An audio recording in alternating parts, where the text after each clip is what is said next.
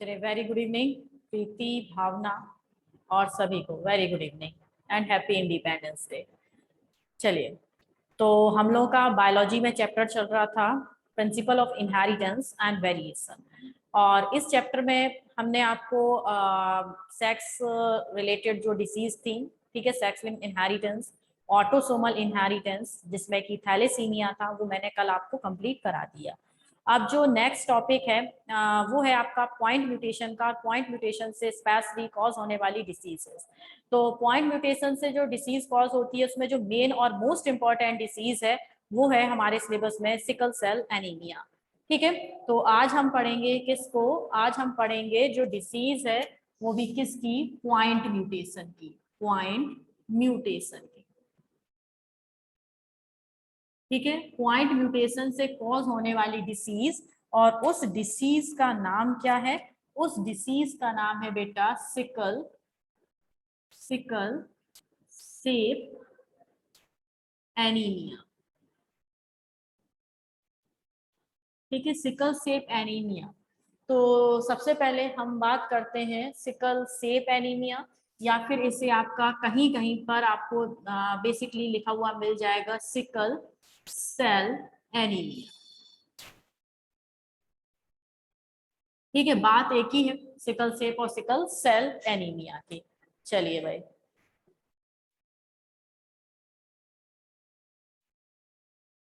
आइए।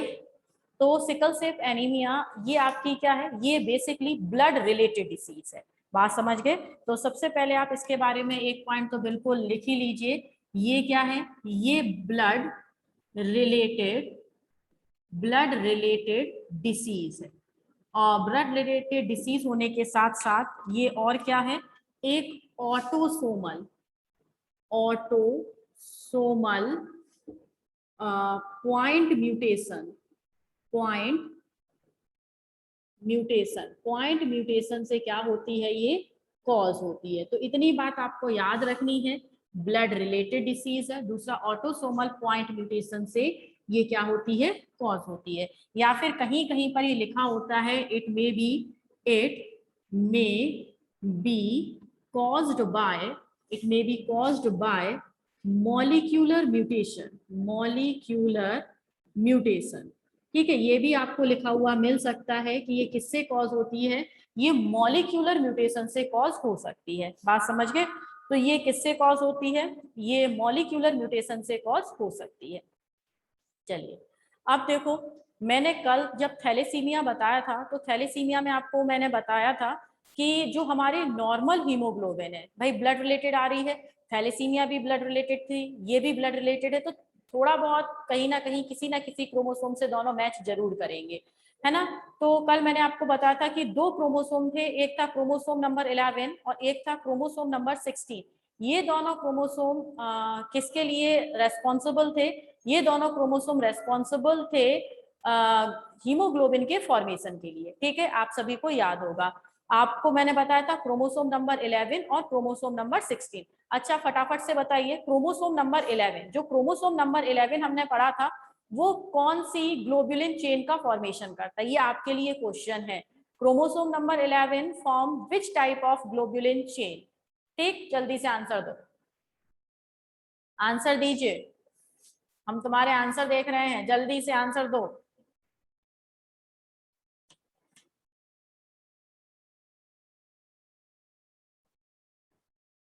Beta, beta, सही सही सही सही, बीटा, वेरी गुड। ठीक है, तो क्रोमोसोम नंबर 11 क्या करता है? बीटा हीमोग्लोबिन चेन के फॉर्मेशन के लिए रेस्पॉन्सिबल होता है। चलिए, बिल्कुल आप सही बता रहे हैं। अब होता क्या है इसी में? इसी में जो क्रोमोसोम नंबर 11 है, कौन सा? Chromosome number 11। क्रोमोसोम नंबर 11 में जो जीन, क्रोमोसोम नंबर 11 में जो जीन रेस्पॉन्सिबल होती है किसके? हीमोग्लोबिन, हीमोग्लोबिन के फॉर्मेशन के लिए। हीमोग्लोबिन का मतलब है ग्लोबुलिन प्रोटीन के फॉर्मेशन के लिए, हीमोग्लोबिन के फॉर्मेशन के लिए उसकी एक बेस सीक्वेंस में, ठीक है, किसके? उस जीन के, क्रोमोसोम नंबर 11 में प्रेजेंट जीन जो कि रेस्पॉन्सिबल है हीमोग्लोबिन फॉर्मेशन के लिए, उस जीन के एक बेस सीक्वेंस में क्या आ जाता है, चेंजमेंट आ जाता है। ठीक है, चेंजमेंट आ जाता है, जिसके कारण डिसीज कॉज हो जाती है कौन सी, सिकल सेल एनीमिया। ठीक है, कौन सी डिसीज कॉज हो जाती है, सिकल सेल एनीमिया। तो अब आपको पता चल गया होगा कि ये कौन से क्रोमोसोम की जीन में चेंजमेंट आने के कारण होती है। तो सिकल सेल एनीमिया या sickle cell anaemia chromosome number 11 पर present gene which is responsible for the formation of globulin chain, especially in the formation of hemoglobin, may be caused point mutation at a specific molecular base sequence of DNA। ठीक है, DNA के एक specific base sequence पर उसमें क्या आ जाता है, changement आ जाता है, जिसके कारण उसे ग्लोबुलिन प्रोटीन का फॉर्मेशन करना होता है, और उस ग्लोबुलिन प्रोटीन की जगह पर वो सिकल सेप्ड ग्लोबुलिन प्रोटीन का फॉर्मेशन करना स्टार्ट कर देती है। बात समझ रहे हो, नहीं समझ रहे हो तो इधर समझो। जो नॉर्मल है, ठीक है, जो नॉर्मल जीन है, देखिएगा नॉर्मल जीन है वो कुछ इस टाइप की, ग्लोबुलिन का मतलब है ग्लोब्यूलर, ठीक है, ऐसा स्फेरिकल, ठीक है, इस तरीके की क्या बना रही थी, ग्लोबुलिन प्रोटीन का फॉर्मेशन करती है, प्रोटीन का क्या करती है, फॉर्मेशन करती है। इतनी बात आप समझे। जैसे हम सभी लोग नॉर्मल हैं, तो हमारे अंदर जो क्रोमोसोम नंबर 11 में जो जीन होगी वो इस तरीके की ग्लोबुलिन प्रोटीन का फॉर्मेशन कर रही होगी, और ये ग्लोबुलिन प्रोटीन हेल्प कर रहा होगा किसमें, नॉर्मल हीमोग्लोबिन हीमोग्लोबिन के फॉर्मेशन में, हीमोग्लोबिन के फॉर्मेशन में। बात इतना समझे। अब देखिए इसमें क्या आ गई, एबनॉर्मेलिटी आ गई। अब जो जीन है, जीन में क्या हो गया, म्यूटेशन हो गया, जीन में क्या हो गया, म्यूटेशन हो गया, और जीन में म्यूटेशन हो जाने के कारण अब जो ग्लोबुलिन प्रोटीन है, भाई वो जीन क्या बना रही थी, वो जीन ग्लोबुलिन प्रोटीन बना रही थी, तो अब हुआ क्या कि जो जीन की ग्लोबुलिन प्रोटीन का जो शेप है वो शेप हो गया ये वाला, ठीक है, जिसे हम बोलते हैं सिकल, क्या बोलते हैं, सिकल शेप। ठीक है, तो ये कैसा हो गया, सिकल शेप हो गया। पहले थी ग्लोबुलिन प्रोटीन बिल्कुल गोल गोल सी, अब वो पिचक गई, ठीक है, हंसिया के आकार की हो गई। सिकल का मतलब होता है हंसिया, जिससे कि साग या सब्जी वगैरह काटी जाती है ना, वो वाला। तो ये कुछ अर्धचंद्राकार हाफ मून की तरह, या फिर आप बोलिए एक सिकल की तरह ये शेप ले लेती है। जब सिकल की तरह शेप ले लेगी तो इससे क्या होगा, पर्सन के अंदर एक डिसीज कॉज हो जाएगी, एक डिसीज कॉज हो जाएगी, वो डिसीज ही क्या कहलाएगी, sickle cell anaemia.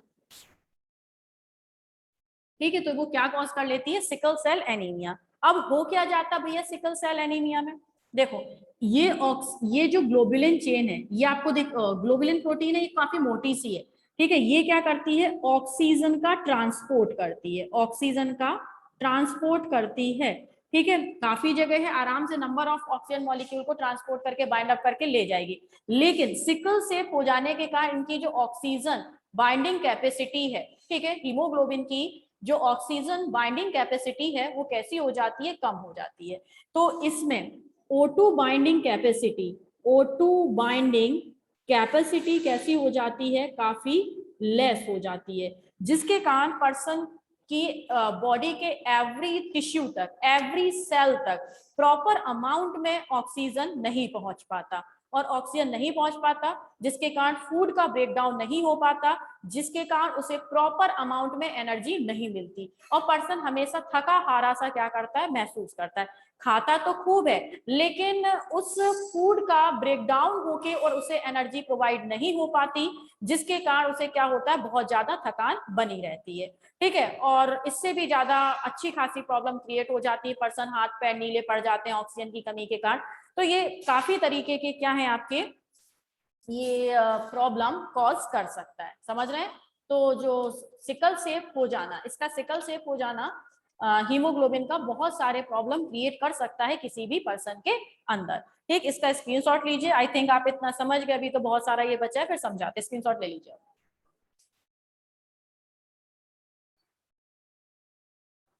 Okay, ma'am आज की क्लास की रिकॉर्डिंग यूट्यूब पर डाल दीजिएगा, आज नेटवर्क इशू है। ठीक है बेटा, डाल देंगे, बिल्कुल डाल देंगे। ठीक, जब तक आपका नेट चल रहा है आप पढ़ने की कोशिश करो, जहां पर जो प्रॉब्लम होगी उधर आप यूट्यूब से देख लेना। ठीक, चलिए इसे हम रफ कर दें। लगता है आप दिन भर आप लोगों ने दबा के नेट चलाया है, सभी के नेट खत्म हो गए आज हैं? ऐसा क्या देख लिया तुमने, इंडिपेंडेंस डे ज्यादा ही मना लिया आज। देखिए अब हम बात करते हैं इसमें और क्या होता है। ये जो डिसीज है, ये मोस्ट ऑफ दिस डिसीज कौन सी, this sickle cell anaemia, this disease mostly seen in या ऑब्जर्व लिखते हैं, अच्छा लगेगा, ऑब्जर्व इन नीग्रोज। ठीक है, ये पॉइंट आपका इंपॉर्टेंट है, इसे 1 मार्क्स में आपका ऑब्जेक्टिव के फॉर्म में पूछा जा सकता है। ठीक है,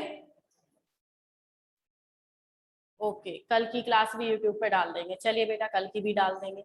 तो यहाँ पर क्या है, this disease mostly observe in Negroes. ये जो डिसीज है ये अधिकतर कहाँ पर किसमें ऑब्जर्व की जाती है, जो नीग्रोज है। नीग्रोज पता है ना आपको कहाँ मिलते हैं, अफ्रीका के निवासी होते हैं, ये अफ्रीका के पर्सन होते हैं, अफ्रीका के रहने वाले होते हैं। तो अफ्रीका के जो लोग हैं आपने देखे होंगे बहुत ज्यादा ब्लैक होते हैं, घुंघराले घुंघराले से बाल, केन्याई। ठीक है, जो केन्या वगैरह में मिलते हैं, घुंघराले घुंघराले से बाल होते हैं, बड़े बड़े से लिप्स होते हैं यहाँ से लेके यहाँ तक, है ना, तो इस तरीके के होते हैं। तो उनमें सिकल सेल एनीमिया जो डिसीज है वो ज्यादा ऑब्जर्व की गई है। ठीक है, इन कंपैरिजन टू इंडियंस और वाइट रेसेस के जो पर्सन है। चलिए और क्या बात है, और बात इसमें समझिएगा कि जो क्या है, होती कैसे है। ठीक है, होती कैसे है, हमारी जो नॉर्मल हीमोग्लोबिन है, नॉर्मल हीमोग्लोबिन, या फिर स्पेशली आप ग्लोबुलिन चेन की बात करें तो इसमें आपको पता है कि प्रोटीन को कोड करने के लिए आरएनए पर ट्रिपलेट कोडॉन होते हैं। आप सभी जानते हैं प्रोटीन को कोड करने के लिए आरएनए पर ट्रिपलेट कोडॉन हो जाते हैं। सबसे पहले क्या होता है, डीएनए से ट्रांसक्रिप्शन की प्रोसेस से आरएनए का फॉर्मेशन होता है, और इसी आरएनए के 3 बेस सीक्वेंस आपस में मिलकर ट्रिपलेट कोडॉन का फॉर्मेशन करते हैं। और ये जो ट्रिपलेट कोडॉन है, इन ट्रिपलेट कोडॉन से एक एमिनो एसिड का फॉर्मेशन होता है, और फिर नंबर ऑफ एमिनो एसिड आपस में मिलकर प्रोटीन का फॉर्मेशन करते हैं। और आपको पता है कि ग्लोबुलिन भी क्या है, एक प्रोटीन है। तो सबसे पहले क्या है, ये मान लीजिए हमारा एक डीएनए है। ठीक है, ये नॉर्मल पर्सन का, यहाँ कलम ना बनाए तो अच्छा है। ठीक है, ये एक नॉर्मल पर्सन का डीएनए, मैं इधर नॉर्मल लिख दिया, ये सब नॉर्मल की कहानी चलेगी इधर, एक नॉर्मल पर्सन का डीएनए है। ठीक है, मैं यहाँ पर जो है मेन जो सीक्वेंसेस हैं वो ही बनाऊंगी, सारे सीक्वेंस नहीं बनाऊंगी। ठीक है, 2 3 4 5 6 1 2 3 1 2 3 4 5 ब्लैक से बनेगा, किससे बनेगा, नहीं ब्लू से ही बनेगा ये। देखिए यहाँ पर देखना, ये डीएनए है। ठीक है, और डीएनए पर आपके जो ये मैंने लाइनिंग कर दी है ना, ये लाइनिंग किसको रिप्रेजेंट कर रही है, ये लाइनिंग रिप्रेजेंट कर रही है किसको, आपका नाइट्रोजिनस बेस पेयर को। मींस AUCG, यू तो नहीं आएगा डीएनए, तो ATCG जो भी है वो सब यहाँ पर प्रेजेंट होंगी। ठीक है, तो ये पहला आपका बेस सीक्वेंस है, ये दूसरा, ये तीसरा, चौथा, पांचवा, छठवां, इस तरीके से। अब इस डीएनए से, ठीक है, नॉर्मल पर्सन की बात करें, डीएनए का ट्रांसक्रिप्शन होगा, आप सभी जानते हैं डीएनए का ट्रांसक्रिप्शन होगा, ये इंपॉर्टेंट कहानी है, बहुत अच्छे से सुनना। ट्रांसक्रिप्शन होगा और इससे फॉर्मेशन होगा किसका, आरएनए का। ठीक है, डीएनए का ट्रांसक्रिप्शन होगा और इससे क्या फॉर्म होगा, आरएनए का फॉर्मेशन होगा। चलिए, तो होता क्या है कि यहाँ पर जो आपका डीएनए है, डीएनए से क्या बना आपका आरएनए बना, किस प्रोसेस से, ये बना आरएनए, और किस प्रोसेस से, ट्रांसक्रिप्शन की प्रोसेस से। ये तो नॉर्मल है, आप सभी जानते हैं। अब इसमें जो 6 नंबर है, ये 6 है, देखो 3 3 में कन्वर्ट कर लो, 1 2 3 4 5 6। तो यहाँ पर जो न्यूक्लियोटाइड बेस पेयर है वो क्या होता है, GAG होता है। क्या होता है न्यूक्लियोटाइड पेयर यहाँ पर, GAG नॉर्मल में, ठीक है। 6 3 3 3 3 3 करके जो छठवां पेयर आएगा उसमें क्या होता है, GAG होता है। बात समझे इतना। अब GAG आपको पता है ये डीएनए है, डीएनए का जब क्या होगा, डीएनए का जब क्या होगा आपका रेप्लिकेशन होगा, बहुत अच्छे से सुनना, डीएनए का जब रेप्लिकेशन होगा तो जी के कॉम्प्लीमेंट्री, यहाँ पर जी के कॉम्प्लीमेंट्री कौन बनेगा, पहले तो रेप्लिकेशन करा दें, जी के कॉम्प्लीमेंट्री सी बनेगा, ए के कॉम्प्लीमेंट्री टी बनेगा, और जी के कॉम्प्लीमेंट्री सी बनेगा, ठीक है। अब ये भी क्या बना आपका डीएनए, अब डीएनए से बना आरएनए, तो भाई इनके सब बेस कॉम्प्लीमेंट्री बन गए, सबके बेस कॉम्प्लीमेंट्री फॉर्म हो गए, सभी के बेस कॉम्प्लीमेंट्री बन गए, देखना, ठीक है। सभी के यहाँ पर बेस कॉम्प्लीमेंटेरिटी का फॉर्मेशन हो गया, 3 ये 3 ये 3 ये, और साथ के साथ यहाँ पर ये वाला, और साथ के साथ यहाँ पर ये वाला और ये वाला। देखो तो स्पेशली मैंने एक ये वाला दिखाया है, आपको 6 नंबर वाला दिखाया है, ठीक है। बस दिमाग लगाए रहना, समझ में सब कुछ आ जाएगा। ये डीएनए था, डीएनए का 6वें नंबर का जो ट्रिपलेट बना दिया मैंने, वो GAG होता है। GAG से नॉर्मली क्या बनेगा, इसका जो डीएनए बनेगा CTC बनेगा। अब इससे क्या बनाना है आपको, आरएनए बनाना है। तो ये आरएनए कैसा बनेगा, सी का कॉम्प्लीमेंट्री कौन होगा, जी, टी का कॉम्प्लीमेंट्री कौन होगा, ए, और सी का कॉम्प्लीमेंट्री कौन होगा यहाँ पर, जी। यही तो बनेगा कौन हमारा, आरएनए बन गया, GAG बन गया हमारा आरएनए। अब आरएनए से ट्रांसलेशन की प्रोसेस होगी, कौन सी होगी, ट्रांसलेशन। बेटा ध्यान से सुनना, ट्रांसलेशन की प्रोसेस होगी, और ट्रांसलेशन से फॉर्मेशन होगा यहाँ पर किसका, प्रोटीन का। जानते हो ना, ट्रांसलेशन की प्रोसेस से क्या बनेगा, इधर प्रोटीन का फॉर्मेशन होगा। अब देखिए प्रोटीन का फॉर्मेशन होगा, ये तीन है, ये 3 आपस में मिलकर एक अमीनो एसिड, भाई आरएनए पर जो ये प्रेजेंट है ये क्या कहलाते हैं, ये 3 आपस में मिलकर क्या बनाते हैं आपके कोडॉन, जिसे हम बोलते हैं ट्रिपलेट कोडॉन।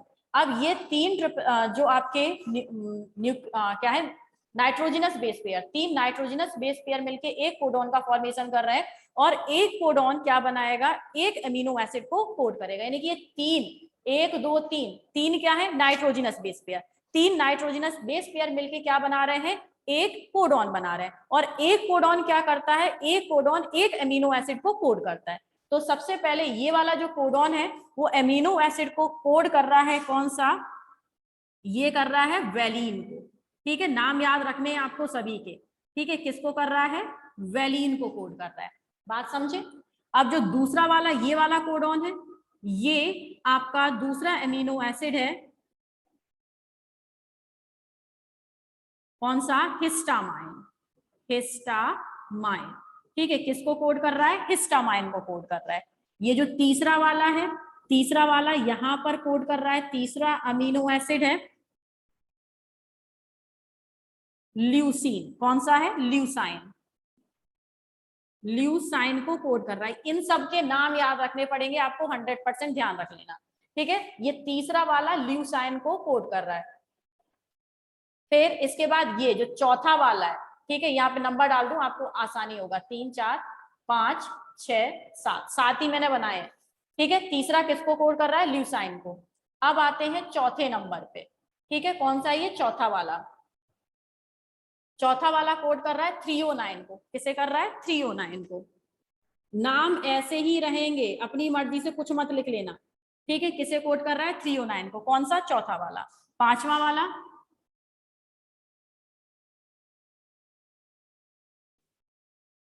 पांचवा वाला प्रोलीन को, किसे, प्रोलीन को, ठीक। पांचवा वाला किसे, प्रोलीन को। अब ये जो छठवां वाला है, छठवां नॉर्मल वाला, ठीक है, छठवां वाला किसे करता है आपका, ग्लूटामिक एसिड को, ग्लूटामिक एसिड को, ठीक है। ध्यान रखना ये 6 वाला है, ठीक है, और ये 6 वाला है GAG। GAG किसे कोड करता है? ग्लूटामिक एसिड को कोड करता है, ध्यान रखिएगा। GAG कोड करता है किसे? ग्लूटामिक एसिड को GAG कोड करता है। अब इसके बाद जो 7th वाला बचा, ये 7th वाला भी कोड करता है, किसको कोड करता है? ये भी 7th वाला जो भी रहेगा वो भी ग्लूटामिक एसिड को कोड करेगा। किसे? ग्लूटामिक एसिड को कोड करेगा। बात समझ गए? तो पहला कोडॉन वेलिन को, दूसरा कोडॉन हिस्टामाइन को, तीसरा कोडॉन ल्यूसीन को, चौथा कोडॉन थ्रियोनाइन को, पांचवा कोडॉन प्रोलीन को, छठवां कोडॉन ग्लूटामिक एसिड को और सातवां कोडॉन ग्लूटामिक एसिड को। तो इस तरीके से ये क्या है? ये है हमारे एमिनो एसिड, और एमिनो एसिड के बीच में ये क्या बने हैं? Peptide bond. तो नंबर ऑफ एमिनो एसिड आपस में जुड़ के पेप्टाइड बॉन्ड बना के और ग्लोबुलिन, नॉर्मल ग्लोबुलिन चेन का फॉर्मेशन कर लेते हैं। जो हमारे अंदर ग्लोबुलिन चेन है, ठीक है, जो हमारे अंदर ग्लोबुलिन चेन है उसमें यही वाले एमिनो एसिड एक सीक्वेंस से जुड़े हुए हैं। ठीक है, सबसे पहले क्या बना? सबसे पहले डीएनए, डीएनए का रेप्लिकेशन हुआ और जीएजी छठवें वाले में, क्योंकि जो एबनॉर्मेलिटी आती है ना, 6 वाला ही क्यों लिखा मैंने? क्योंकि सिकल सेल एनीमिया में 6 वाला जो आपका पेयर है उसमें ही एबनॉर्मेलिटी आती है और sickle cell anaemia disease cause हो जाती है। ठीक है, तो 6 वाले में जीएजी था, ये नॉर्मल है, सीटीसी बना, नॉर्मल आरएनए बना, जीएजी। जीएजी को छठवें नंबर पे अगर जीएजी है तो इस जीएजी कोडॉन को कोड करने के लिए जो एमिनो एसिड होता है वो कौन सा होता है? Glutamic acid. ठीक है, तो नॉर्मल में 6 पोजीशन पर ग्लूटामिक एसिड होता है। इतनी बात आप समझ गए? स्क्रीनशॉट जरूर लेना इसका। इन्हें कैसे याद रखना है? लाइन से बिल्कुल जैसे मैंने लिखा है एज इट इज आपको याद रखना है। ठीक है, मैं इसकी अगर आप चाहें तो इसकी ट्रिक बता दूं कि इसे कैसे आप याद रख सकते हैं। ठीक है, आप चाहेंगे तभी बताऊंगी, बिना चाहे तो हम कुछ नहीं बताएंगे आपको। ठीक है, बता देना, सुनना हो। अच्छा, बता देना। हो गया? ठीक है, सुनो, यहाँ पर एक लड़की है, ट्रिक सुनना। एक लड़की है, उस लड़की का नाम है वलीना। क्या नाम है लड़की का? नाम वलीना। अब वो वलीना ना अपने घर वालों से प्यार नहीं करती। कहाँ किससे प्यार करती है? अपने पड़ोसी से प्यार करती है। ठीक है, तो सुनना, वही है, थोड़ी सी इंग्लिश थोड़ी सी हिंदी। ट्रिक यहाँ लिख दूं, दिख रहा है ना ये वाला? हाँ, वेलिना, वेलिना हैज लव डियर पड़ोसी, पड़ोसी गुड्डू एंड गुड़िया। लड़की जरा बिगड़ी हुई है तो अपने पड़ोसियों से प्यार करती है। तो देखो, आपको बस एक लाइन याद रखनी है, कौन सी? वलीना हैज लव देयर पड़ोसी गुड्डू एंड गुड़िया। देखो, वेलिना, वेलिना, वेलिना, हैज से हिस्टामाइन, लव से ल्यूसाइन, देयर से थ्रियोनाइन, पड़ोसी से प्रोलाइन, गुड्डू से ग्लूटामिक एसिड, गुड़िया से ग्लूटामिक एसिड। याद हो गया? बात खत्म। ठीक है, एक लाइन याद रख लो, लड़की है बिगड़ी हुई, उसका नाम क्या है? वेलिना। वेलिना हैज लव देयर पड़ोसी गुड्डू एंड गुड़िया। वेलिना मीन सबसे पहले वेलाइन, लव, वेलिना हैज से हिस्टामाइन, देयर से थ्रियोनाइन, वेलिना हैज लव देयर पड़ोसी, पड़ोसी से प्रोलीन, गुड्डू से ग्लूटामिक एसिड और गुड़िया, गुड़िया से भी ग्लूटामिक एसिड। ठीक है, ये रहा वेलिना हैज, लाइन बना दूं, वेलिना हैज लव देयर पड़ोसी गुड्डू एंड गुड़िया। हो गया? चलो भाई, स्क्रीनशॉट लेके समाप्त करो इसे। हो गया स्क्रीनशॉट? चलिए रफ कर दूं इसे। अब देखो एबनॉर्मल में क्या होता है। एबनॉर्मल में ऐसा करती हूँ, ऊपर बताने की कोशिश करती हूँ आपको, आप कंपेयर कर सके जिससे। देखिए एबनॉर्मल में क्या होगा। एबनॉर्मल, एबनॉर्मल में ये जो कहानी है, ठीक है, ये नॉर्मल की कहानी थी। अब जिसमें एबनॉर्मल का मतलब जिसे क्या है? सिकल सेल एनीमिया हुआ है, सिकल सेल एनीमिया हुआ है, उसे क्या होगा? सबसे पहले उसका डीएनए, ये बना दिया मैंने उसका डीएनए। ठीक है, डीएनए में 6 नंबर पर ये आप अपने आप कर लीजिएगा, 1 2 3 4 5 6, ठीक है, और ये 7। 6 नंबर पर क्या होता है, GAG, GAG, ये क्या है अपना DNA, ठीक। अब DNA का रेप्लिकेशन होके इस पर फिर से क्या बनता है, DNA की टेम्पलेट बनती है। अब और तो सब सेम रहता है, ये सारे इसके ऊपर वाले के कॉम्प्लीमेंट्री ही रहते हैं, लेकिन आपके अकॉर्डिंग यहाँ पर क्या होना चाहिए, यहाँ पर होना चाहिए C, यहाँ पर होना चाहिए T, और यहाँ पर होना चाहिए C, ठीक है। ये नॉर्मल में है, नॉर्मल में ही तो है CTC, लेकिन ये किसका बना रहे हैं, सिकल सेल एनीमिया में।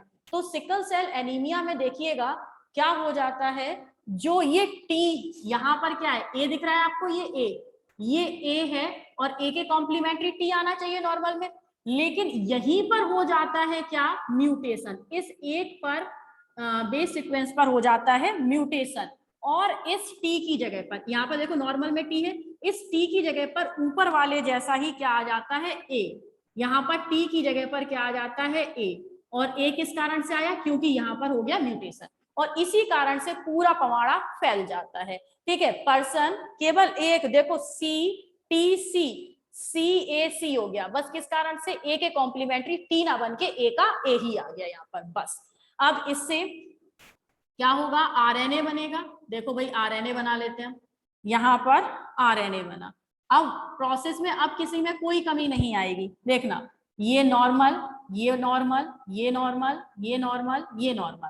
अब देखो इसका जो RNA बनेगा ट्रांसक्रिप्शन की प्रोसेस से, ट्रांसक्रिप्शन से, ठीक है, ट्रांसक्रिप्शन से RNA बना। C के कॉम्प्लीमेंट्री आप सभी जानते हैं G होगा, A के कॉम्प्लीमेंट्री T होता है, लेकिन RNA है तो क्या हो जाएगा, U हो जाएगा, तो यहाँ पर क्या आ गया, U आ गया, दिख रहा, ठीक। और यहाँ पर C का कॉम्प्लीमेंट्री क्या रहेगा, G रहेगा, C का कॉम्प्लीमेंट्री क्या रहेगा, G। तो देखो नॉर्मल जो RNA था, नॉर्मल RNA में GAG था, और सिकल सेल एनीमिया में RNA में क्या हो गया, GUG हो गया, ठीक है। ये कौन सी प्रोसेस हुई थी, ट्रांसक्रिप्शन की, ट्रांसक्रिप्शन की प्रोसेस हुई। अब इससे होगी ट्रांसलेशन की प्रोसेस, ठीक है, इससे क्या होगी, अब आपकी ट्रांसलेशन की प्रोसेस होगी। चलो भाई ट्रांसलेशन पढ़ लेते हैं। अब इससे हम ट्रांसलेशन पढ़ते हैं, देखो ये पहला वाला है, कोई चेंज नहीं हुआ था, तो सबसे पहले कौन कोड होगा, इससे वैलीन कोड होगा, ठीक है, मैं V लिख देती हूँ। फिर इस दूसरे वाले से, ये पहला है, ये दूसरा, ये तीसरा, ये चौथा, ये पांचवा, छठवां, चेंजमेंट तो छठवें पे ही आया ना। दूसरे वाले में कौन आता है, हिस्टामाइन आता है। तीसरे वाले में सेम इसी की तरह ल्यूसीन आता है। चौथे वाले में सेम इसी की तरह थ्रियोनीन आता है। पांचवे वाले में सेम इसी की तरह प्रोलीन आता है, ठीक है। लेकिन छठवां वाला यहाँ पर GAG दिख रहा है, GAG को कोड करने के लिए, GAG को कोड करने के लिए ग्लूटामिक एसिड है, ठीक है। GAG को कोड कौन करता है, ग्लूटामिक एसिड करता है, लेकिन जैसे ही यहाँ पर GUG हुआ तो अब इसे ग्लूटामिक एसिड कोड नहीं करेगा, इसे कौन कोड करेगा, इसे कोड करेगा अब वैलीन या वेलाइन, कुछ भी आप लिख सकते हैं, कौन कोड करेगा, वैलीन। और फिर ये सातवां तो वैसे ही का वैसे ही था, तो इसे कौन कोड करेगा, सातवें नंबर पे ग्लूटामिक एसिड, तो यहाँ पर फिर से आ गया कौन सा आपका, ग्लूटामिक एसिड।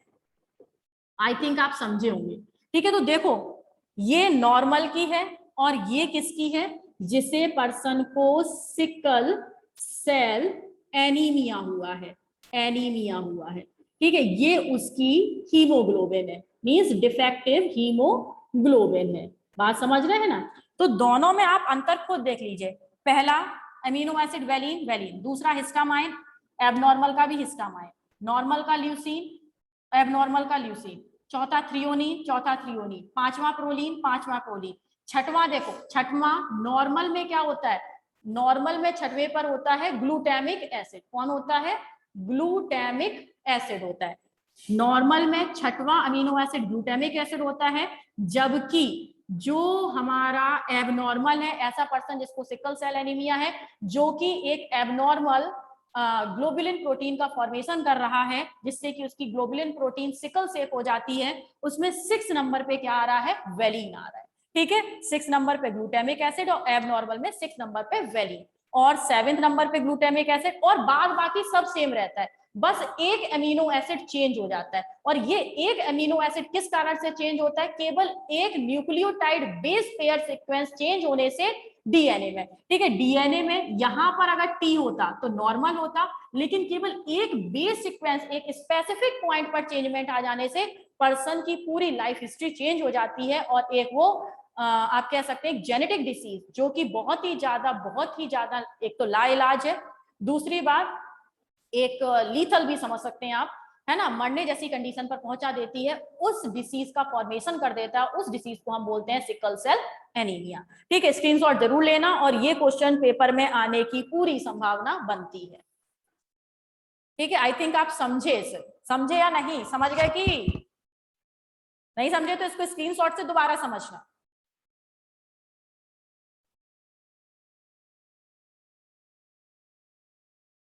और अपनी पड़ोसन को तो याद रखना, बहुत बीड़ी लड़की है, बिगड़ैल। ओके, ठीक है, चलो भाई, तो ये था हमारा सिकल सेल या सिकल सेल एनीमिया के ऊपर थोड़ी सी अपनी चर्चा। अब एक पॉइंट और सुन लो, ऐसे लोग, हमने बुराई तो बहुत कर ली नीग्रोस की, ठीक है, जिन्हें की सिकल सेल एनीमिया हुआ होता है ना। अब और क्या है, एक बात आपको बिल्कुल बता दूं, ये भी आपको बिल्कुल नोट करनी है, बिल्कुल याद रखनी है, दिमाग में बसा के रखनी है। ऐसे लोग जिन्हें की सिकल सेल एनीमिया डिसीज होती है, उन लोगों को कभी मलेरिया नहीं होता। समझ गए ना? इस बड़ी डिसीज हो गई तो फिर छोटी डिसीज मलेरिया का क्या होना। तो बिल्कुल ध्यान रखिएगा, ऐसे लोग जिन्हें की सिकल सेल एनीमिया होता है, उन्हें कभी भी मलेरिया नहीं होता। ठीक है, तो आप लिख सकते हैं sickle cell anaemic person never be suffered from malaria. ठीक है, वो कभी भी मलेरिया से सफर नहीं करते, क्योंकि मलेरिया का जो स्पोरोजाइट है वो आरबीसी के अंदर, ग्लोबुलिन प्रोटीन के अंदर, ग्लोबुलिन के अंदर क्या करता है, अपना सेक्सुअल रिप्रोडक्शन करता है, लेकिन उसे स्पेसिफिक ऑक्सीजन की ज्यादा जरूरत होती है, और यहाँ पर भाई पिचक गया आरबीसी, तो ऑक्सीजन की कमी के कारण वो शायद अपना सेक्सुअल रिप्रोडक्शन नहीं कर पाता, और अपनी जो पूरी लाइफ हिस्ट्री है वो कंप्लीट नहीं कर पाता। इसीलिए जो पर्सन जिन्हें की सिकल सेल एनीमिया होता है, उन्हें कभी भी मलेरिया नहीं हो सकता। ठीक है, ये उनके लिए एक बेनिफिट है, या आप समझिए इतनी बड़ी डिसीज के आगे एक छोटा सा बेनिफिट किस काम का। चलिए, और जिस पर्सन को एनीमिया, सिकल सेल एनीमिया होती है, उसकी जो डिफेक्टेड हीमोग्लोबिन है, कैसी है, डिफेक्टेड हीमोग्लोबिन है, उसे HbS से, ठीक है, सिकल सेल मींस HbS से हम क्या करते हैं, रिप्रेजेंट करते हैं। अगर HbS लिखा हुआ है, अगर HbA लिखा हुआ है, ठीक है, इस टाइप से आपको लिखा हुआ मिल जाए, तो ये क्या है, एक नॉर्मल पर्सन की हीमोग्लोबिन है। लेकिन अगर आपको उसी की जगह पर HbS दिख जाए, तो SBS शो करता है कि पर्सन को सिकल सेल एनीमिया है। ठीक है, ये जो S लगा हुआ है, ये S शो करता है कि पर्सन को सिकल सेल एनीमिया हुई है। ठीक है, चलो भाई, इसे भी आप नोट कर लेना, इसे जरूर नोट करना, इन्हें भी आप नोट कर सकते हैं। ओके, तो ये आपका पॉइंट म्यूटेशन से कॉज होने वाली जो डिसीज है, वो मैंने आपको प्रॉपरली समझा दी, आप समझ गए। ठीक है, ये सारी चीजें आपको याद रखनी है। चलो बेटा, ठीक है, समझ गए ना अच्छे से? तो अब कुछ और भी आपकी डिसीजेस, डिसऑर्डर्स बचे हैं, एल्बिनिस और भी बहुत सारे। ठीक है, तो उन्हें हम पढ़ते हैं अब कल। तो मिलेंगे अब कल नए टॉपिक के साथ आपसे, तब तक के लिए गुड बाय एंड जय हिंद, बाय बाय।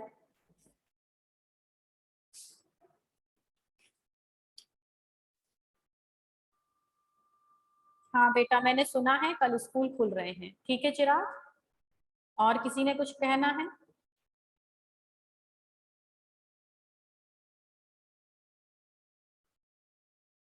चलो बेटा, बाय बाय फिर। Okay,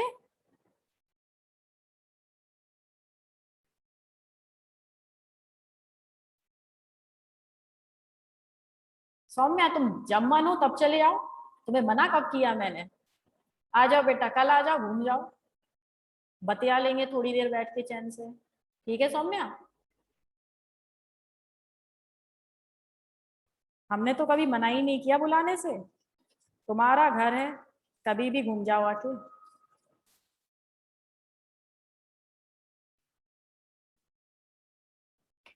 defected, H B, defected के बाद बेटा एच बी लिखा है, एच बी का मतलब हीमोग्लोबिन, ठीक है शिल्पी, एच बी के H B, defected H B, H B means haemoglobin.